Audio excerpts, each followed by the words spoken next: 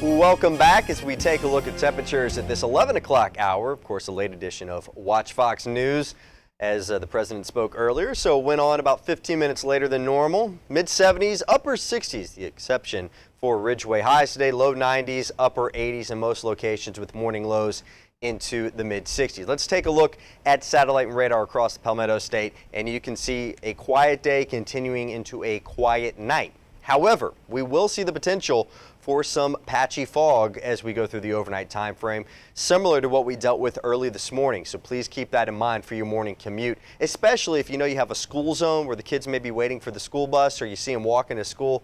Please slow it down if you come across some patchy fog so that everybody remains safe in the morning hours. High pressure, a ridge of that continuing to dominate the southeastern quadrant of the United States. Easy to pick out. Showers in the Four Corners region. You're getting this clockwise motion, which is indicative of high pressure and the clockwise motion you see.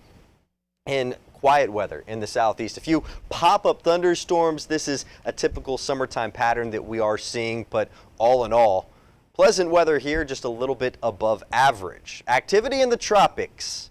The 11 o'clock information is out for Humberto, and it is still a tropical storm with winds of 70 miles per hour. If we make it past 8 o'clock Eastern time tomorrow morning, then we will go the furthest into hurricane season ever without seeing a storm develop into a hurricane. Humberto is our best chance to prevent that record from happening. And as far as the winds, 70 miles per hour with northwest movement continuing relatively not that fast right now. Now let's take a look as far as the path of this storm. Expected to strengthen going into tomorrow, getting those winds of 75 miles per hour at the very least to become a Cat 1 storm. Takes a westerly turn, but it does look like it's going to take more of a northerly shift again and not be a threat for the lower 48. We'll continue to keep a watchful eye on things for you. Also, do you remember Gabrielle from last week? Reorganized. Winds with Gabrielle, 60 miles per hour. And as far as the projected path of Tropical Storm Gabrielle, we expect this storm not to be a threat for the east coast of the United States, as well as it will eventually take more of a northeasterly shift and stay away from the east coast, which is certainly some good news. So activity picking up in the tropics, still no hurricane though, and it looks like we still have nothing that at this time will impact us here in the U.S. All right.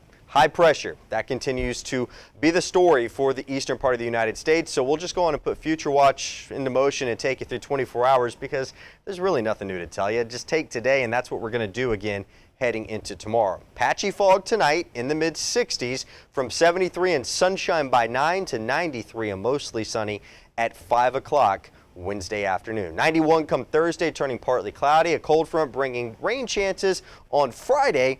And then we look for temperatures to drop into the low to mid 80s through the weekend, taking you into next week.